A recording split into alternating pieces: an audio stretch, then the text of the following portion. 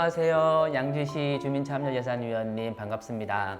경기도 예산학교에 오신 것을 환영합니다. 원래 여러분들 이렇게 직접 만나 뵙고 이러저러한 말씀 나누고 소통하고 하나하나 좀 재미있게 하려고 했는데 이 코로나19 때문에 힘드시죠? 또 저도 이렇게 여러분들 영상으로 만나게 됐습니다. 그래도 우리 좋은 시간 가지고 조금 더 행복한 양주를 만드는데 뭘 하면 될지 오늘 고민하는 시간 됐으면 좋겠습니다. 제가 제목을 이렇게 잡았어요. 주민이 만들어가는 행복한 주민참여예산 시작하기 어떻게 할까라는 거예요. 우선요, 시작하기 전에 이런 거 볼게요. 세입과 세출 들어보셨죠? 세입과 세출. 이게 우리가 보통 세금의 세자 생각해서 세금 들어오는 거 나가는 거 예, 맞긴 맞아요. 근데 정확한 표현은 뭐냐면 이 세자는 나이를 말하는 5세, 3세 이런 나이 세자예요. 한 해 세자. 그래서 한 해에 들어오는 세금을 세입, 또 한 해 동안 지출되는 세금을 세출 이렇게 표현을 하거든요. 요거는 좀 구분을 하고 가면 좋을 것 같고요. 그리고 예산서하고 가계부 작성하는 방식이 조금 달라요. 어떻게 다르냐면 우리 집에서 가계부 작성하는 거는 어때요?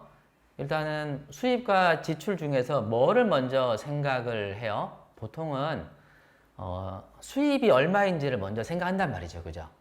그래서 수입이 다음 달에 100만 원이나 줄어들었네? 그럼 어떻게 해요?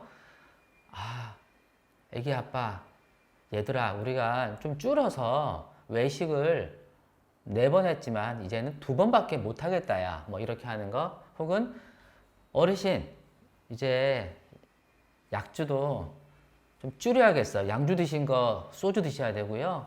소주 드신 거 그냥 만들어 드셔야겠어요. 뭐 이렇게 할 수도 있잖아요. 수입을 생각하고 지출을 정해요. 그렇지만 정부는 거꾸로 가요. 우리 양주시도 그렇고요. 경기도청도 그렇고 대한민국 정부도 그렇습니다. 먼저 쓸 돈이 얼마인지를 막 찾아요. 그러고 나서 이거를 걷어들이기 위한 세금을 정합니다. 왜 그래요? 우리 양주시의 가장 큰 특징은 공공성을 실현하는 거죠. 우리 양주시민 모두가 행복한 삶을 살아가기 위해서 최소한으로 해야 될 거를 지원을 해주는 거죠. 그래서 지금 코로나19 때문에 요새 굉장히 어렵습니다. 그러면 내년에 틀림없이 세입이 적을 거예요. 그거를 감안해가지고 이렇게 얘기할 수 있죠. 가계부처를 한다 그러면 우리가 장애인 수당들 있잖아요. 혹은 이제 어르신 연금이 있는데 어르신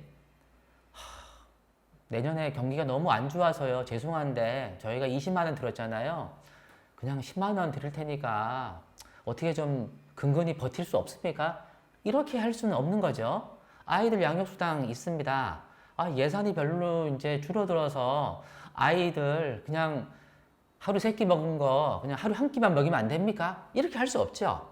그러다 보니 기본적으로 지출할 거를 먼저 정합니다. 왜냐하면 정부가 존재하는 이유는 우리 시민의 안전과 행복을 추구하는 곳이기 때문에 쓸 돈을 정하고 이거를 어디서 가지고 올 것인지를 계속 찾습니다. 이런 과정이 있죠. 약간 가계부하고 우리 양주시의 예산, 경기도 예산은 편성하는 절차가 순서가 좀 다르구나. 이거 이해하면 좋을 것 같고요. 또 예산 편성을 할 때 어떻게 해요? 우리 양주시 같은 경우는 거의 1조 원 예산이에요. 이따가 보여드리겠지만요. 1조 원 예산을 지금 한참 이제 9월이죠. 9월, 10월 달에 예산 작업을 합니다. 내년 예산을요. 그래서 이제 의회에 올려서 12월 달에는 통과시켜야 내년에 1월부터 사업을 할 수 있죠. 그러면은 완전히 제로 베이스, 없는 거에서 하나하나 예산 1조 원짜리를 만드느냐?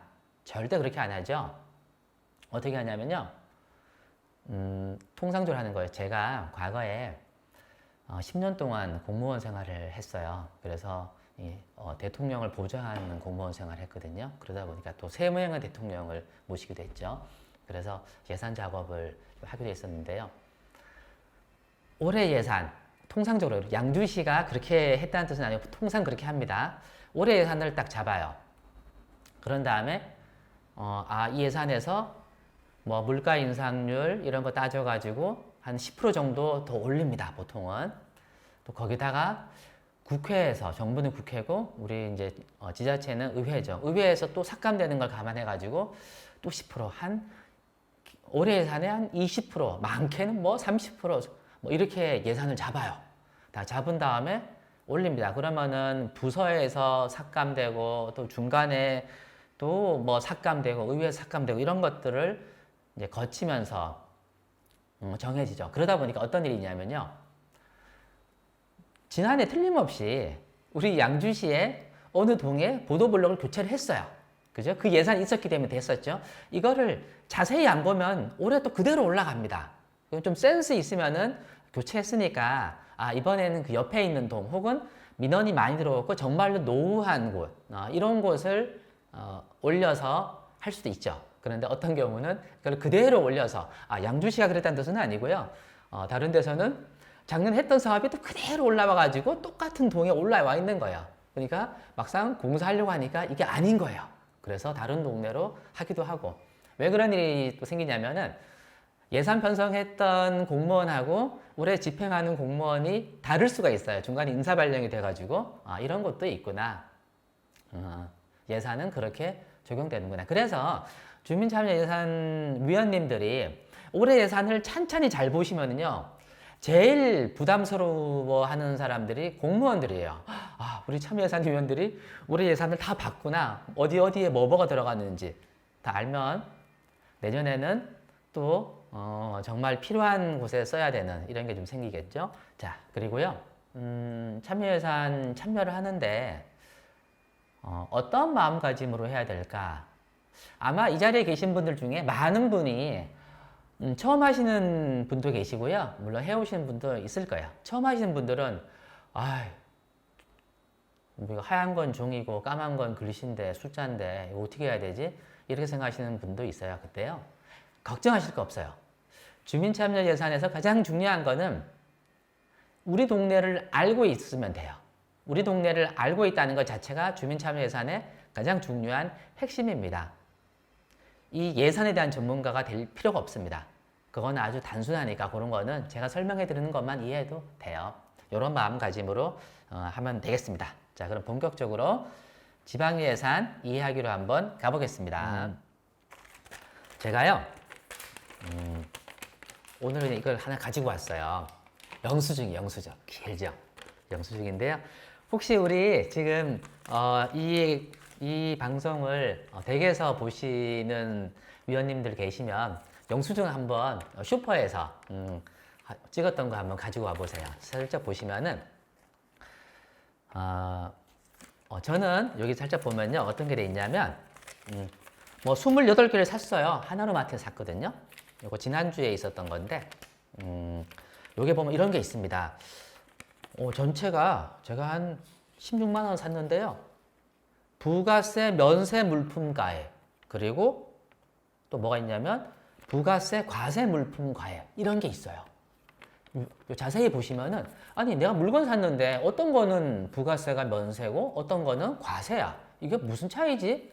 거기 한번 자세히 쓱 보시면은요. 제일 아래쪽에 또 표지가 있어요. 별표는 면세라고 쓰였어요. 이런 게 있거든요.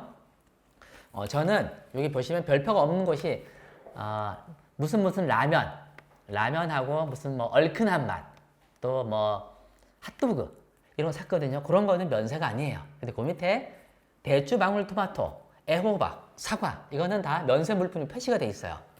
이렇게 다 표시되어 있습니다. 아니 어떤 거는 면세고 어떤 거는 면세가 아니네? 왜 그럴까요? 볼게요. 모든 것에는 세금이 붙는 것은 아닙니다. 우리 생활 필수품, 가공하지 않는 것들, 농산품 이런 거에는 세금이 부가세가 붙지 않아요. 그래서 아까 여기 보여드렸던 것 중에서 맞죠. 라면, 핫도그 이런 거는 세금이 붙는데 애호박, 사과, 뭐 방울토마토 이런 거에는 세금이 안 붙었죠. 자, 그럼 한번 볼게요. 흰우유하고 바나나우유 우리 좋아하죠? 여기에 세금이 어디에 붙어요? 둘 다 붙어요? 아니죠. 바나나 우유가 붙습니다. 흰 우유는 붙지 않아요. 자, 그리고 왜냐면 흰 우유는 기본적인 필수품, 이게 정부가 이 기본적으로 시민의 복지를 우선으로 한단 말이죠. 그러니까 저소득층도 얼마든지 접근할 수 있도록 뭐 흰우유 같은 이런 거에는 또 농산품 이런 거에는 세금이 붙지 않습니다. 사과하고 사과 주스 어디부터요? 네, 사과 주스에 붙죠. 그리고요, 맛소금하고 천일염 어디부터요? 네, 맛소금에 붙습니다. 천일염은 세금 안 붙어요. 그리고 똑같은 의료행위인데 성형외과의 미용 목적으로 하는 의료행위하고 아파서 가는 의료행위, 아파서 가서 치료받는 이런 거 세금이 어디부터요? 성형외과죠. 그래서 성형외과가 비용이 많이 들어가죠. 우리가 아파서 가는 병원은 비용이 심지어 암에 걸려도 우리가 5%만 내도록 지금 돼 있잖아요. 그런데 성형 목적의 성형외과는 굉장히 비싸죠. 그리고 같은 약인데요. 포장된 약과 약국 처방전으로 구입하는 약 어디에 세금 붙어요? 예, 포장된 약. 약국 처방전으로 받는 약은 세금이 안 붙죠. 이런 차이가 있구나 이런 거고요. 또 하나, 우리 이제 뭐 휘발유가 올라간다 이런 얘기 많이 하잖아요. 한번 살짝 가져왔어요. 자, 휘발유에 도대체 원가가 얼마고, 그리고 세금이 얼마인지. 요거는 우리가 지금은 좀 많이 싸졌죠. 코로나19 때문에 그 석유 수요량이 줄어들고 그래서 지금 뭐 휘발유 값이 1,400원, 뭐 비싼 데는 500원, 싸면 뭐 그렇죠. 1,300원 이렇게 하기도 하죠. 우리 1,800원 보통 이렇게 많이 했었잖아요. 한번 보실까요? 원가가 580원이에요. 근데 여기에 세금이 뭐가 붙냐면요. 교통, 에너지, 환경세, 교육세, 개별소비세, 부가가치세 이게 다 붙어요. 이게 다 국세라는 거죠. 이게 전체의 68%가 붙고요. 그리고 원가는 32%죠. 그러니까 딱 보면 만약에 모든 세금을 다 깎아줘도 기본적인 비용이 얼마 나오죠? 기본적으로 있죠. 이게 절대 휘발유는 이 뭐 1,100원 이하로 내려갈 일이 크게 없어요. 그런 부분들이 있고, 이렇게 되어 있구나. 또 담배 한번 볼까요? 담배값. 우리 담배값 2,500원에서 4,500원 올랐잖아요. 올랐는데 이게 뭐 어디에서 어떻게 올랐는지 한번 살짝 볼게요. 경기도 예산학교를 수료하신 분들은 이 정도는 좀 알고 가시는 게 중요하니까요. 가장 큰 게 보시면은 담배 소비세예요. 담배 소비세하고 지방교육세 이게 600원에서 담배 소비세는 640원에서 거의 1,000원으로 올라갔죠. 지방교육세는 300원에서 443원 이렇게 올라갔죠. 나머지 뭐 건강증진부담금, 폐기물 부담금, 부가세 이런 게 붙어요. 여기서 중요한 포인트 하나요. 우리 참여예산위원님들 중에 이제 어르신들 계시잖아요. 과거에 그거 기억하실 거예요. 양주시도 이제 현수막 막 붙었어요. 제가 안 찍었는데요. 담배 구입은 우리 지역에서 이런 현수막 보신 적 있어요? 그럼 몇 군데 막 붙였어요. 왜 그랬어요? 한번 보시면 담배 소비세, 지방교육세 이건 둘 다 지방세예요.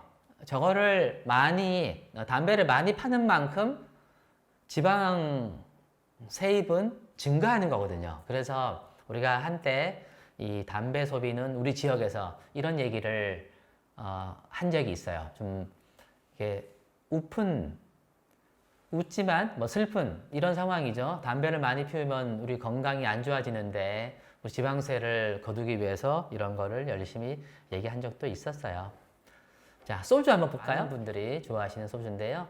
지금 주세가 뭐 72%, 90% 이런 얘기 막 나왔습니다. 현재 72%인데요. 여기에 주세, 교육세, 부가세 이런 것들이 또 쫙 붙죠. 이렇게 붙어가지고 소주값의 사실 절반 이상이 72%가 이 세금이었구나. 이런 것도 알면 좋을 것 같고요. 그러면 우리나라 세금 숫자가 총 몇 가지인지 아세요? 전체 합치면은 25개예요. 훨씬 더 많은 걸로 생각했죠. 근데 딱 25개 아주 간단합니다. 여기에 국세하고 지방세로 나누죠. 우리나라가 참 애매한 게요. 이 80%가 국세예요. 그러니까 세금을 쫙 걷어들이면은 한 80%는 국가로 들어가는 국세가 되고요. 20%만 이 지방세가 되는 겁니다. 여기 지금 화면 나가는데요. 보시면 지방세 중에 이런 거 있죠. 아까 지방소비세, 그죠? 여기 담배 소비세는 지방세 중에 특히 시군에 들어오는 시군세예요. 그래서 재산세, 담배 소비세 한번 보이죠? 그러면 우리가 한번 생각해 볼 게 있어요. 경기가 뭐 이게 좋네 안 좋네 이런 얘기 막 하다가 기억나시죠? 지방세 감면, 부동산 시장 활성화를 하기 위해서 지방세를 감면해 준다라는 거를 들으셨을 거예요. 지방세 감면하면 무슨 세금이 줄어들어요? 네. 국세가 줄어드는 게 아니고요. 우리 양주시의 세금이 줄어들어요. 이게 참 아이러니하죠? 뭐 줄어드는 만큼 국가가 보조를 뭐 당연히 해주는 부분이 있긴 합니다만, 이거를 또 뭐 펑펑 주지는 않죠. 이런 것들. 그래서 국세와 지방세를 좀 조정해야 되지 않겠느냐 이런 얘기가 나오는 이유이기도 합니다. 그리고요. 자, 그러면 이제 세금이 어떻게 구성이 됐고 어떻게 우리 실생활 속에 들어와 있는지를 잠깐 살펴봤는데요. 그러면 우리 양주시의 예산을 한번 지금부터 살펴보도록 해볼게요.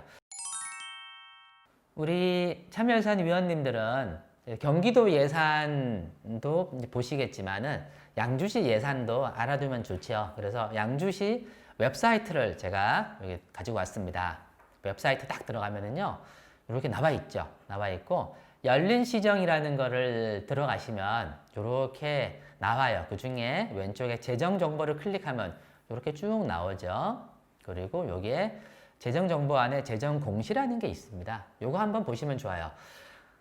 모든 지자체는 이렇게 재정 정보를 공시하게 되어 있습니다. 법적으로. 그래서 우리 양주시가 살림을 어떻게 하고 있는지, 잘하는지 아니면 못하는지 이런 것도 다 공개를 해요. 그러다 보니까 이제는 전체적으로 다 잘하고 있습니다. 자, 여기에 재정 공시를 클릭하고 나서 보시면 공통공시라는 게 있어요. 공통공시 총괄을 딱 클릭하면 이 양주시 예산기준 올해 재정공시가 나와 있습니다. 요거 한번 살짝 보면은 우리가 이해가 됩니다.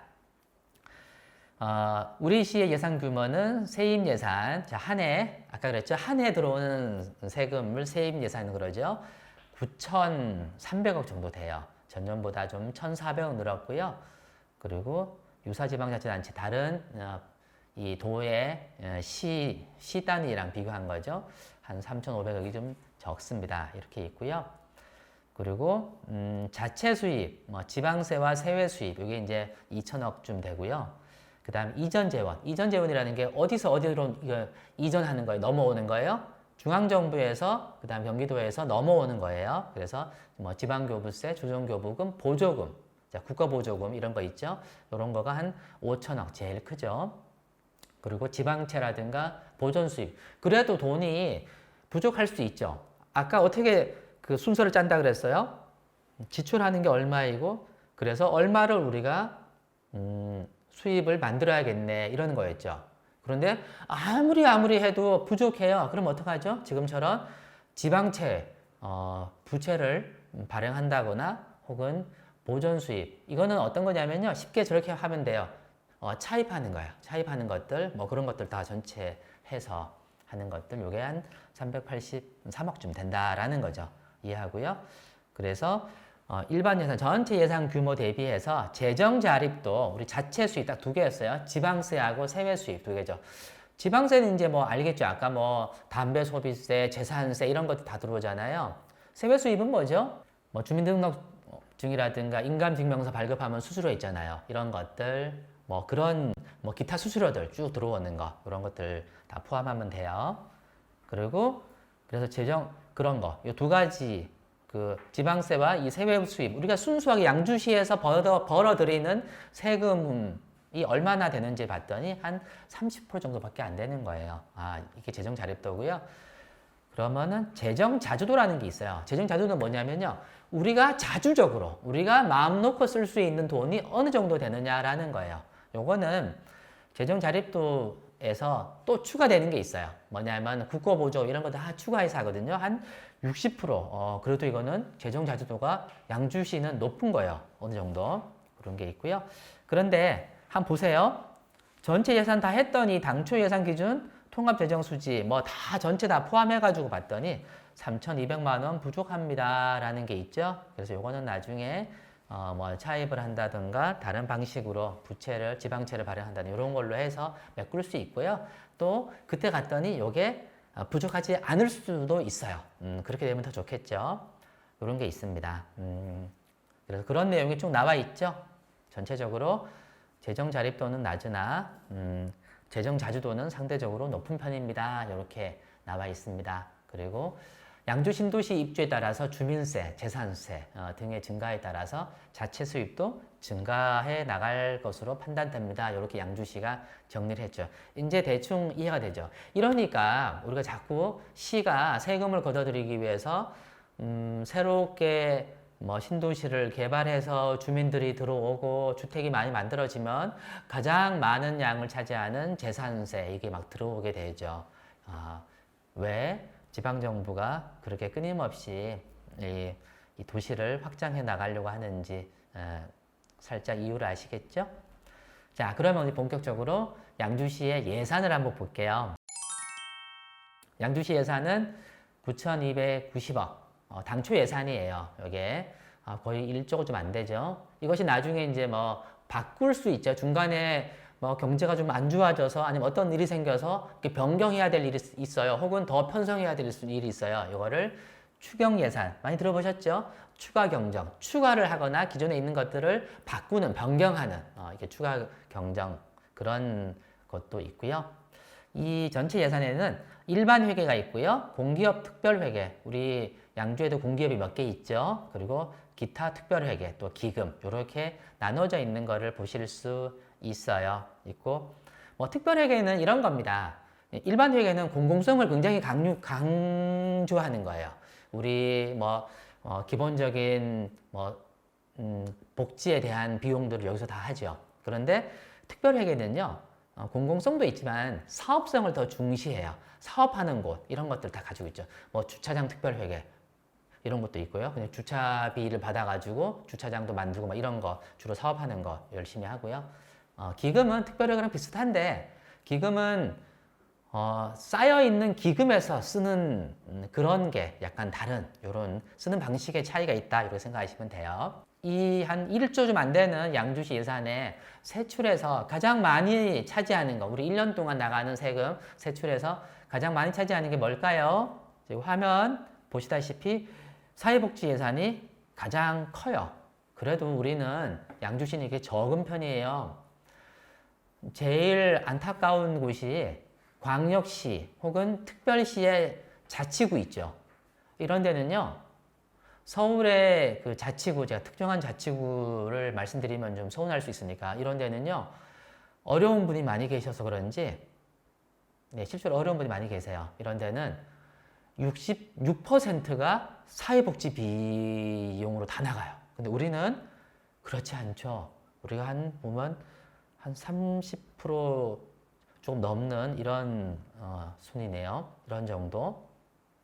그리고 이제 교통, 물류, 그 다음에 뭐 공공행정 이렇게 쭉 나가죠. 그 다음에 환경 이렇게 쭉 나갑니다. 농림, 해양, 문화 이렇게 있고요. 자, 그러면 들어오는 예산은 어디가 가장 많을까라는 거예요. 일반 회계만 좀 보면요. 일반 회계 쭉 보면 아까 살짝 봤죠. 보조금이 가장 많았죠.